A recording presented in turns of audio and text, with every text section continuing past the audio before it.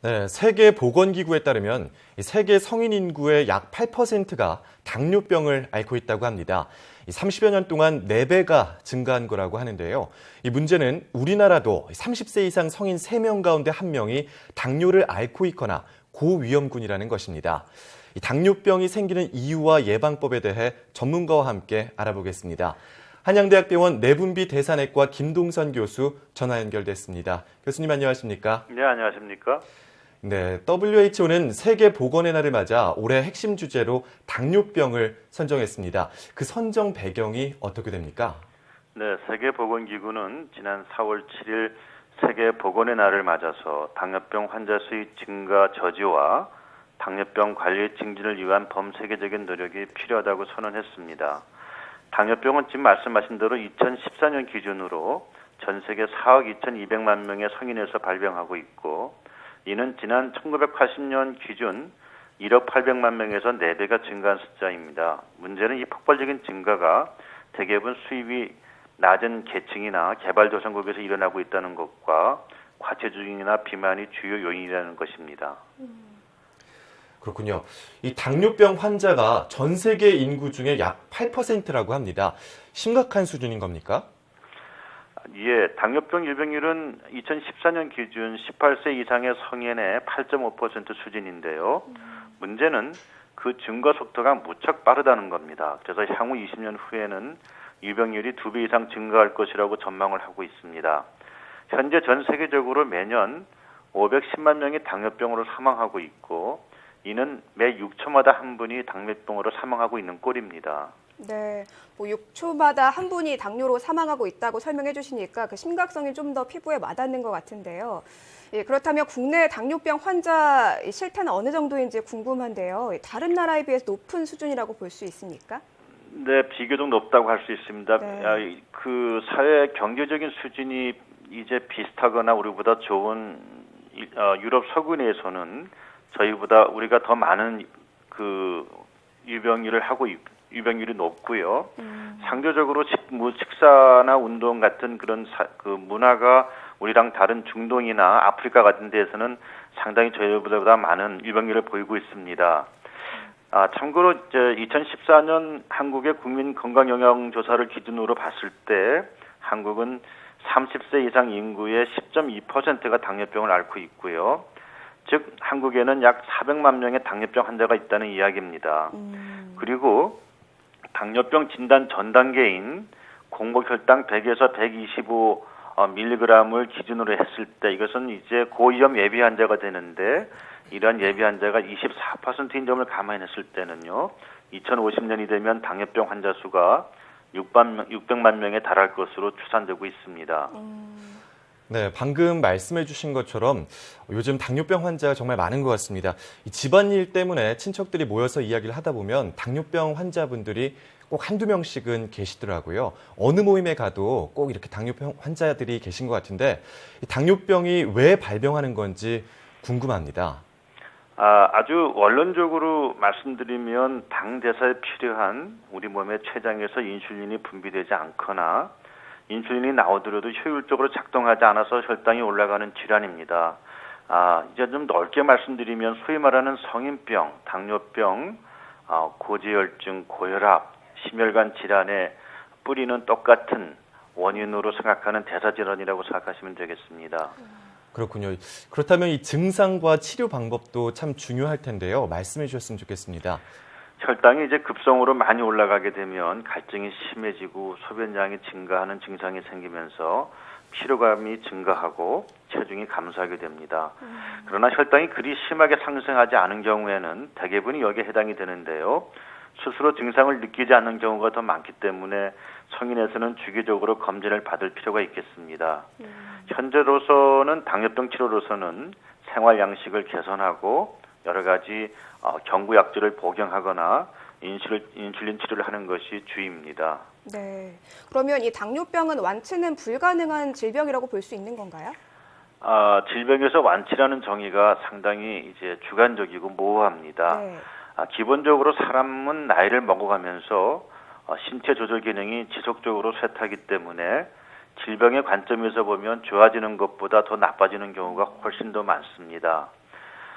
인슐린을 반드시 맞아야 하는 소아청소년 당뇨병 말고 어른에서 발생하는 보통 일반적인 소위 2형 당뇨병에서는 식생활, 운동 등의 생활 양식 개선과 다양한 작용을 하는 여러 가지 먹는 약으로 가급적 조절을 하게 됩니다.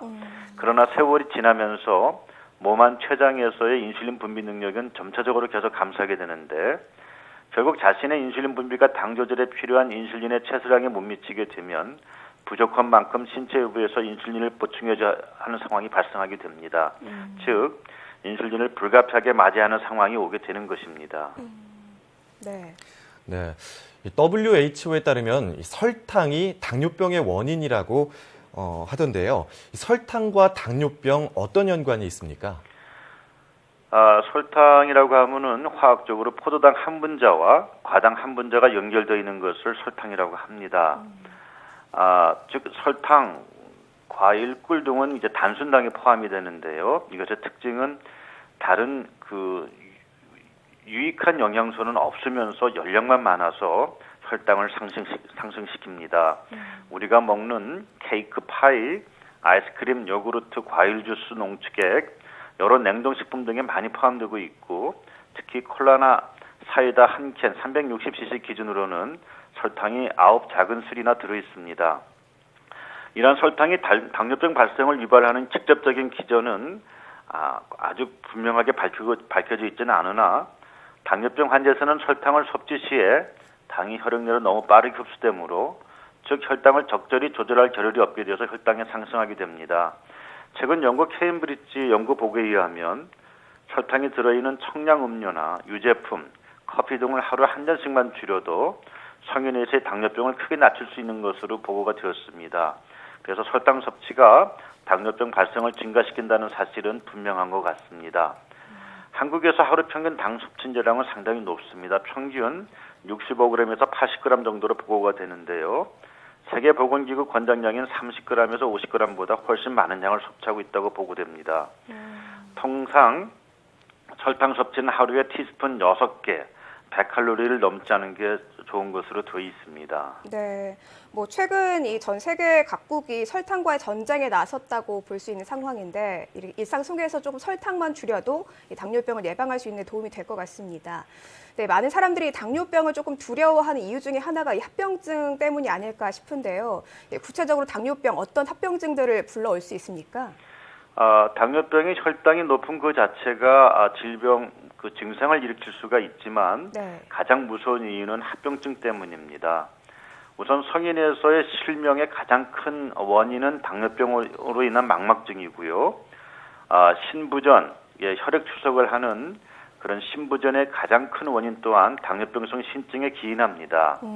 또한 교통사고 등의 외상을 제외하면 하지를 절단하게 하는 가장 큰 원인이기도 합니다. 또한 관상동맥 질환이나 뇌혈관 질환 발병이 2, 3배 증가하고 말초동맥 질환을 일으키는데 이러한 대혈관 합병증은 당뇨병 환자에서 주된 사망 원인이 됩니다. 네, 교수님 제 주변을 보면 요즘에는 이 젊은 층에서도 종종 당뇨를 앓고 있다고 말하는 사람들을 볼 수 있습니다. 이렇듯 점점 발병 연령이 낮아지는 이유 어떤 것들이 있을까요? 당뇨병 사회에서 봤을 때 약 30년 전 과거의 관점에서 보면 당뇨병은 일반적으로 40대 중후반에 시작해서 60, 70대에 사망하는 질병 경과의 틀을 보여왔습니다. 당연히 20, 30대에서 성인형 당뇨병은 과거에는 상당히 드물었었습니다. 그런데 지난 20여 년 사이에 30대의 젊은 당뇨병 환자 수는 10배가량 증가한 것으로 보고되고 있습니다. 이는 영양 과잉, 잦은 외식을 포함한 정크푸드, 과섭취, 운동량 부족, 스트레스의 노출 증가가 분명히 그 이유로 작용할 것으로 여기고 있습니다. 네. 그러면 마지막으로 평소의 식습관이라든가 생활 습관으로 당뇨를 예방할 수 있는 방법이 있다면 좀 어떤 것들이 있는지 간략하게 정리해 주시죠. 이러한 당뇨병이나 그 합병증이 오는 것을 예방하거나 발병의 시작을 지연시키는 방법의 가장 으뜸은 일상에서의 생활 양식을 개선하는 것입니다. 우선 적절한 체중을 유지하도록 노력해야 하는데요. 이제 여러 가지 그 매체에서 나오는 과도한 체중 저하까지는 필요가 없고요. 약 5 내지 10%만 체중을 줄이면 인슐린 저항성이 감소하고 혈당과 콜레스테롤, 혈압을 떨어뜨릴 수가 있습니다. 이를 위해서는 이제 꾸준히 운동을 해야 하는데요. 일상적으로 여러 가지 방법이 있지만 가슴, 심장이 좀 벌렁벌렁 거리는 정도를 느끼거나 땀이 얼굴에 살짝이 나는 정도의 운동 강도가 약 30분 정도 유지되면, 그리고 이것을 일주일에서 4, 5일 이상 하면 효과적입니다. 특히 연세가 드실수록 걷기나 뛰기 등 유산소 운동에다가 역기나 웨이트 트레이닝 같은 저항성 운동을 병행하면 당뇨병 예방에 보다 효율적입니다. 네. 또한 건강한 식단을 유지하고 노력하는 게 중요한데요. 설탕이나 콜레스테롤, 포화지방의 섭취를 줄여야 하고 섬유질이나 야채 섭취 같은 건강 식단을 좀 더 강화하는 노력이 필요하겠습니다. 네, 평소에 미리미리 건강을 잃기 전에 예방하는 게 무엇보다 중요할 것 같습니다. 운동과 식습관 개선이 무엇보다 중요할 것 같다는 말씀 잘 기억해두면 좋을 것 같습니다. 지금까지 한양대학병원 내분비 대사내과 김동순 교수와 함께했습니다. 오늘 말씀 잘 들었습니다. 네, 감사합니다.